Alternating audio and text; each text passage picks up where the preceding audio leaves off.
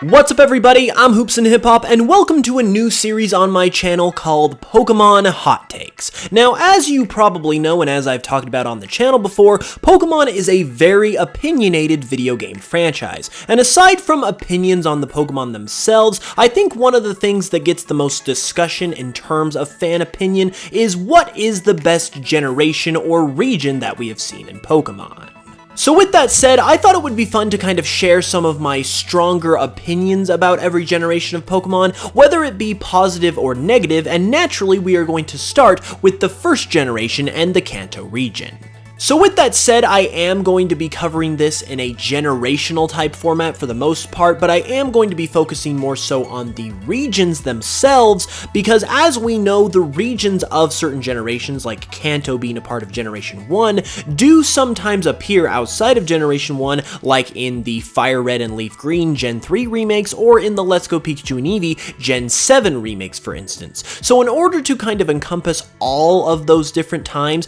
that Kanto, the first generation region, appears, I thought it would be better to focus on Kanto specifically, as opposed to looking specifically at Generation 1. With all of that being said though, why don't we go ahead and just get into it? These are my 5 hot takes about Pokemon's Kanto region and everything to do with it. Starting things off, I'm going to be looking at the most recent iteration of Kanto in Pokemon Let's Go Pikachu and Eevee, and that's that in terms of the fun factor and the fun I had with it, I personally believe that the Let's Go games are the second best main series Pokemon games that we've ever seen. Now, I have touched on this opinion briefly in my review for the game, and I am going to be talking about it a little more in depth in an upcoming podcast I have on another channel, which I will provide details for when that arrives, but I know that this is a very volatile opinion, just for the simple fact that the Let's Go games pretty much divided the fan base apart in terms of who liked them and who hated them. There were a lot of people that completely objected to everything about these games, but there were also a lot of people that had a lot of fun with them, myself included.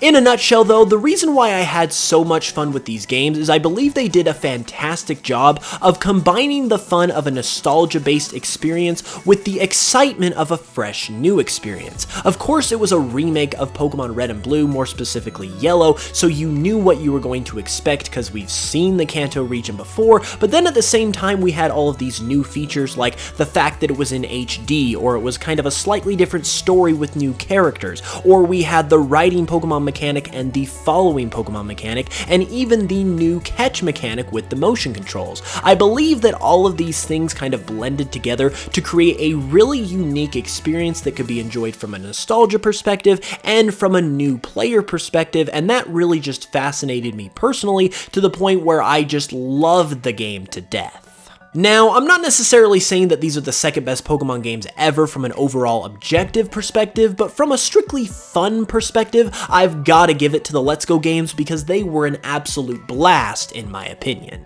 Moving on though, we've got something from the opposite end of the spectrum, and that would be my opinion that Pokemon Red and Blue are badly made games. Now, don't get me wrong, I really enjoy Pokemon Red and Blue, and I can still enjoy them to this day. There's a reason why they started the Pokemon phenomenon, because they're really good games, but when you take a closer look at them, it becomes fairly easy to see that they're not the most well put together games by any stretch of the imagination.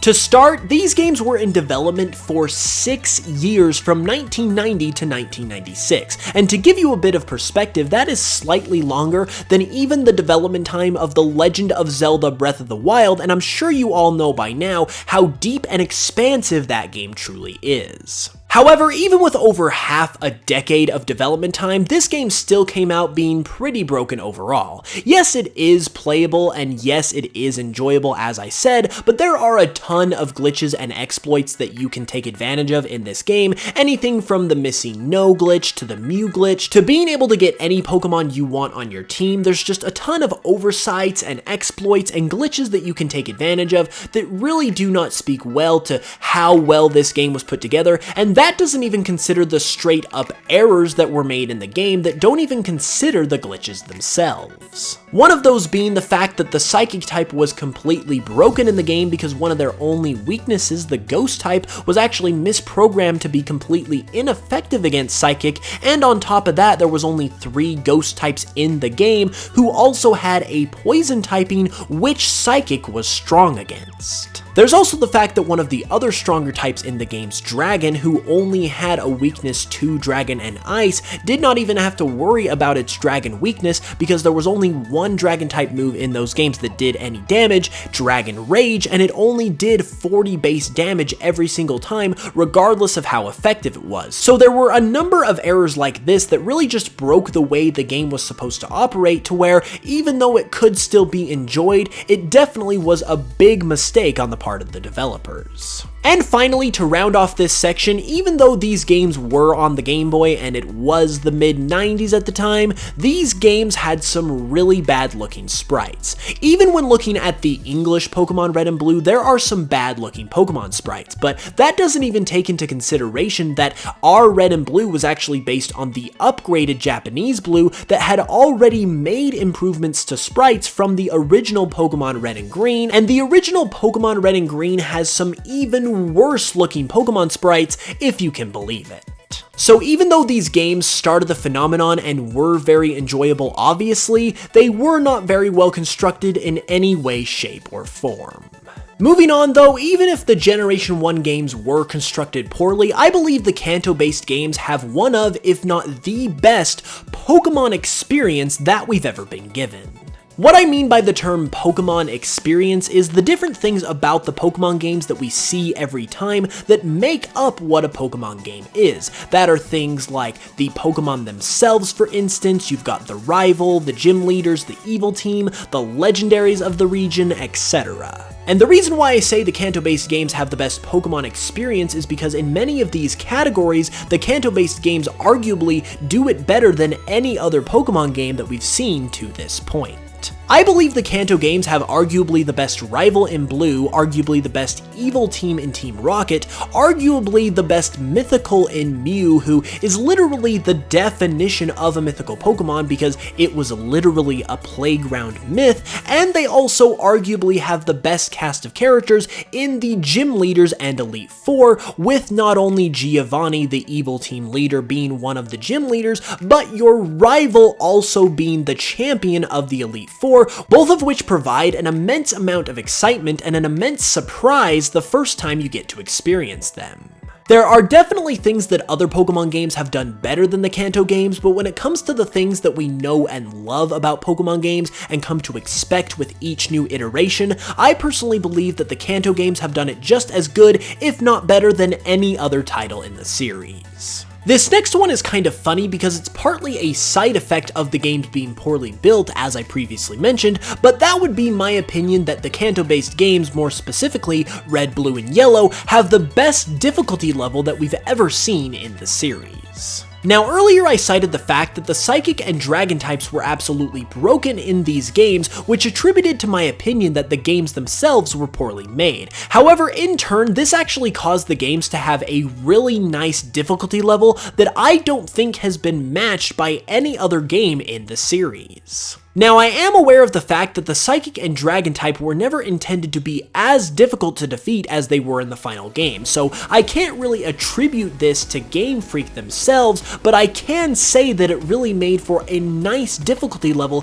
that ended up being really enjoyable as opposed to frustrating like you might expect. The lack of weaknesses that types like Psychic and Dragon were mistakenly given made it an insane challenge to overcome characters like Sabrina and Lance, who were already very tough in their own right. However, this made it so satisfying to ultimately overcome because you did not have a quick or easy route in terms of a type advantage to take down these characters with. You had to strategize, you had to grind, and you really had to work to defeat these characters because, as I said earlier, there was not that quick, easy route to victory in terms of an easily exploitable type matchup, which really made you have to think outside the box and really work to get it. And when you finally got it and finally earned that gym badge or finally defeated Lance, it just made it so much more satisfying because of that challenge. challenge. And that's not even mentioning the fact that these games did not have things like the experience share that you could exploit or people healing you at every turn. They pretty much just left you out on your own to fend for yourself, and that's what made the difficulty so enjoyable. Yes, it was challenging, but it wasn't so mind-numbingly challenging that you just turned off the game. It was the perfect balance between challenging and satisfying, and I truly do not believe that we have seen anything better in terms of the difficulty level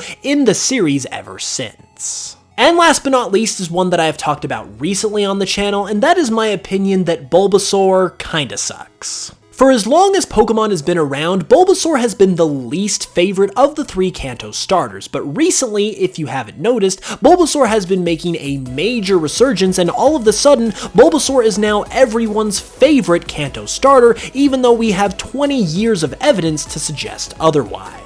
And this is the reason why I have started to actively dislike Bulbasaur in recent months, because even though I have nothing against Bulbasaur individually, there are definitely reasons why it's the least favorite Kanto starter and has been for so long. But thanks to a very vocal minority that has started to speak up about their love for Bulbasaur recently, which there's nothing wrong with by the way, it has suddenly caused everyone and their dog to suddenly proclaim that Bulbasaur has always been their favorite as well, even though we know factually that's not true, because Bulbasaur has always been known as the least favorite of the Kanto starters.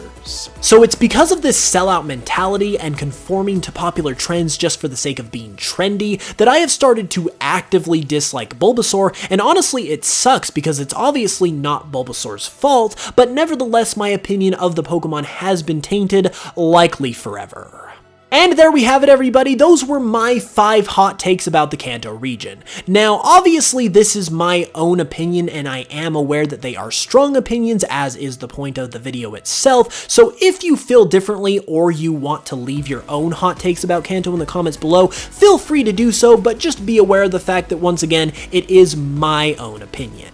If you guys enjoyed the video though, be sure to give it a like, and once again, let me know all your thoughts, opinions in the comments below, and definitely let me know if you'd like to hear my thoughts on every one of the regions in this format, because that is what I would definitely like to do. If you guys are new to the channel though, be sure to subscribe for more Pokemon content every Tuesday, Thursday, and Saturday, and if you'd like to support the channel further, check me out on Spotify and listen to some of my Pokemon remixes there, because that directly supports the production of videos and is sincerely appreciated. With all that being said though, I will be back on Thursday for another video, so be sure to hit that notification bell so you can be notified as soon as it goes live, and once again, as always, I hope you know I love you guys, and I will smell you guys later.